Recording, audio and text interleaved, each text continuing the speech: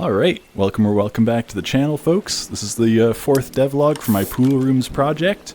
We've got a lot to cover today, from a frequently asked questions section all the way to a release date for the map, so stick around for that. But before we get to that, let's take a quick look at the smaller improvements along the way. Alright, so I've got 11 little things to go over. I'm just going to make it quick here. First up, the sunlight color has been tweaked to give a warmer, kind of homely feel to the pool. Static geometry now supports bakery light baking and screen space reflections at the same time, thanks to a modified version of Stress Level Zero's lit MAS shader, provided by Mabel. Pool water has more realistic reflections, as well as a little vertex displacement, thanks to Atlas 96's lit MAS water shader. Many paper-thin mesh colliders have been replaced by convex meshes and box colliders, giving them adequate depth to prevent objects from phasing through them. Light probes have also been added to the vent prefabs. I've added a hot tub above the main pool, and there's also a rope swing as a second access point to that hot tub. I've started work on making a little diving board platform here up by the slides. Water slides slowly push objects along, and they also look a bit shinier. The underwater fog now uses Stress Level Zero's global fog volumes to represent your depth and make the transition from the surface and, well, beneath the surface more distinct. And finally, certain underwater materials now have simulated caustic patterns to really give you that underwater vibe. Thanks to these smaller changes, the map is visually where I want it to be, and will require very little tuning as I expand it into the future. And now it's time for our first ever Poolrooms FAQ. So, one of the most popular questions that I'm asked here is whether the map will support Quest headsets or not, and if it does, what the differences will actually be. Some of the water physics relies on code mods, so you of course have to be able to get the Lemon Loader platform to actually load those mods. But other than that, it's mostly going to come down to having control panels to adjust performance of the map. So you can kind of see that as Quest compatibility, but you can also see it as sandbox freedom. Okay, and another one that I'm sure quite a few of you have been wanting to know is whether this destructible doors pack that I showed off in the last log is coming out soon. Updating them is a little difficult, and what I'd like to do is wait for the next patch to come out so that I'm not updating the most complex part of this project and then having to update it again. So I hope that makes sense. I just kind of haven't got around to touching them since working them in patch 3, I think, so I didn't really update those for patch 4. Alright, and our next question here would be whether certain props and gadgets and stuff, or the doors, for example, will be available for folks to use in their own mods or in other maps. And so the answer to that is yes and yes, and in 3 ways actually. The first is you'll be able to play the map and find capsules to unlock these things, and then of course in-game you can spawn them in. The second method is, of course, you can add the mod as a dependency when you're working with the SDK, and add in stuff as spawnable crates there, since a lot of the things that I've made are spawnable crates. Personally, so that it's easier for me to place them around, but then of course, if you can place them with the spawn gun, they have to be as well. But then thirdly, I'm hoping to release some Unity packages that actually have the prefabs themselves, textures, sounds, etc., so that you can take things like those destructible doors and just incorporate them directly into the map. You don't have to have this whole thing as a dependency for your little map. You can just put it right in there and it's more efficient that way. And another question here would be, are there any sorts of entities or monsters or something planned for the map? And that would be negative. No, I'm not actually planning to have anything spooky or creepy in the map, per se. This is made to be more of a chill, relaxed vibe. But, I may add in some avatars that kind of scratch that itch. So if you wanted to do, like, hide and seek or tag or something with friends, there'd actually be some avatars that would make that more fun and give that kind of backrooms monster vibe, which would be kind of cool. Okay, and then another question I've been asked a few times is, what am I planning to do for music in the map? I'm hoping to have something like a radio that plays copyright-safe music, and in addition to that, maybe have headphones so you can listen to the music and have it follow you around. And then as a kind of third option, I might do something like make some Spotify playlists that fit the vibe of different areas in the map, and just put QR codes to the playlist within the map, so you can listen to it and stream it through your own means and your own account. And I don't have to have copyrighted files inside the project itself. Alright, and then another thing would be what's next? What am I working on? What do I have to finish? And that would basically be, I'm trying to take the features that are work in progress or need to be updated right now and just wrap those up. And any new content I'm going to put on hold for just a little second. And that comes to the next question. Are we going to get a release date? And yes, you are. So what I'm basically thinking of doing here is releasing a beta of the map, where it doesn't have all of the planned features just yet, but it has enough that it's a cohesive experience. And that helps me in a few ways. Because one, it lets folks actually try the map and give their proper feedback from playing it. Secondly, I'd like to take a little bit of a break. You know, I work on this map pretty often, usually multiple days of the week. So getting it out and being able to take a little break while it's released would actually be quite nice. And then thirdly, the next patch for Bonelab is supposedly going to take a little while longer to release still. They're updating the Unity version, and of course that's more work for me updating this map.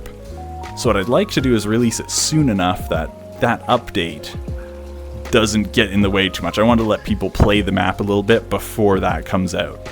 I'm just going to plan for the very last day of January to be the release date. So all the fat gets trimmed off, the map gets ready to go, and then on that day I'll publish it and maybe have some sort of short video on the channel as well. So you can subscribe to the channel if you want to know exactly when it comes out, but just the end of the month basically. You can mark your calendar for that. Alright, so hopefully that answers any questions you've had. If you do have more questions, make sure to leave a comment because I get back to those fairly quickly.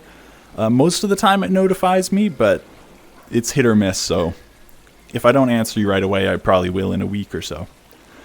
Other than that, there's a lot of new content to show, so let's get to it. So just a quick note from the recording booth. I didn't quite set up the spectator camera correctly, so if you see it lagging behind the player, that's why. You'll see what I mean. Anyways, back to the video. So one of the new areas I've been working on is this whole change room, and this will kind of function as a spawn point for the map where you spawn right here, standing here. There will be some sort of options panel on the far right wall, so you can configure performance for the map, special features for the map. And then you can walk down this hallway here, and as you come around the bend, it'll load the rest of the map in seamlessly on demand. So none of this is loaded in while you're in the change room itself. Now another interesting part of this change room is every single thing that you see in here, and just excuse the poor lighting because that's a bit of a test bake here, doing very minimal samples. Everything here is modular pieces that I've built in Unity. All sorts of interactions, pretty realistic collision. Works with our vent system as well. And same with these change rooms. I've made all these modular pieces that snap right together. Now, one of the functions of this is I've got this really nice room, but now that I've made all these parts as these prefab modular pieces, I can make a whole liminal maze in the future using those parts. Alright, now this is a more exciting part of the devlog. We're looking at some new toys for you to play with in the map. Now these are all spawnables that you can find, and they've all got kind of special features to help them work with different games you can come up with.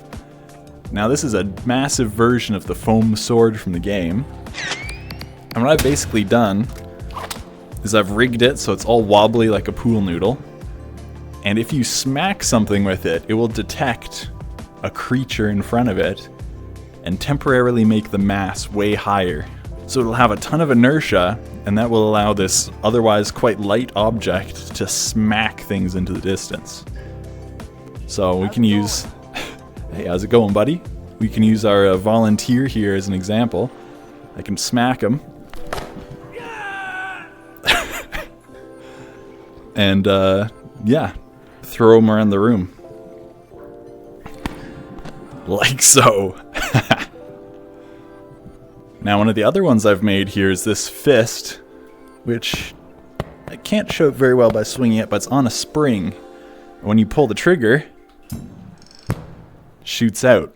And it does a similar thing to the sword here, where it's manipulating the mass as it launches it. So this is a very lightweight object, but while it's moving, it's very heavy.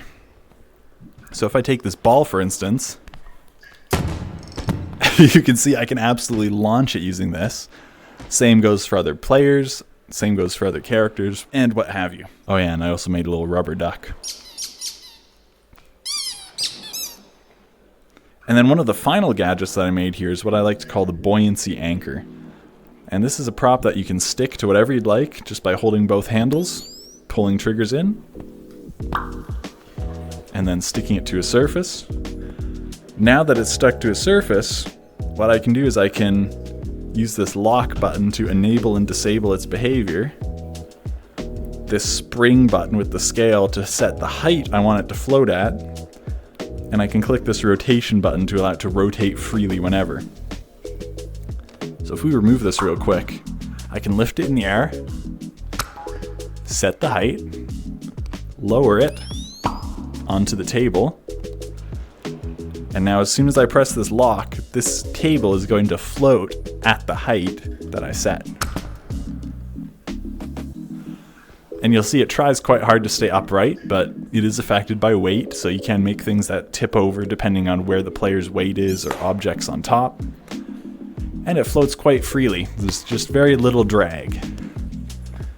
Now, if I wanted the anchor to stay at this height, but I also wanted to allow the table to spin in all axes, all I have to do is hit this rotation button. And now the table isn't bound from tipping, but the anchor still has to stay at the height that it's at. And then another small thing, and this isn't a super recent addition, I just forgot to mention it in the last devlog, but I made a little folding cone here as well, using a bit of a rigged mesh. So technically only the legs here have collision, but it folds the fabric as they close. And then just for fun, I added a little sharp point so you can throw it and stick it into stuff. Now, for any of you folks who would like to create spawnables of your own, I recently released an example mod onto mod.io with a basic sword as well as a flexible sword. Some prior modding knowledge is assumed, but there are Unity package files included that you can use as a baseline or as a reference point for your own creations. There's also a written guide included that explains just about everything, so if you want to check that out, I'll have a link to that in the description below. I'm also refactoring the zip lines, as the scripts and tools I was relying on are sort of in an SDK limbo right now. So instead of using spline joints, I'm animating a point in space that the zipline will smoothly seek after using physics forces. In addition to this, I'm swapping out the automatic movement for a handheld remote, and I've turned the handles into a hook that can have a variety of attachments, ranging from a simple platform to a rope, or even a chain of those puzzle hooks from the base game. I'd also like to give a shout out to Lakatraz for the recently released Fluid Lab mod, providing in-depth buoyancy and drag physics to modders and players alike. I'm hoping to use it as one of my pool buoyancy settings, so please check out the video over on their channel. I'll leave a link below. Alright, so lastly, let's take a look at the new shooting range area. Now you can access this shooting range via zipline, climbing routes, and the ventilation network. Through the storage space, you'll enter the range itself with an ammo vendor, a variety of slots for avatars of different sizes to shoot from, targets at various ranges, and a lovely collection of modded firearms from the Drax pack. These modded guns are an optional dependency, so as long as you've subscribed to the pack, which I'll link below, this weapon display will be populated for you.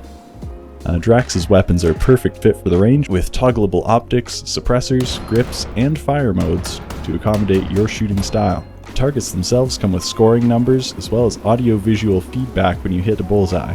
I'm also working on a pair of binoculars with 3 levels of zoom, smoothed imaging, and adjustable width for bifocal vision, allowing you to quickly check your groupings at any range.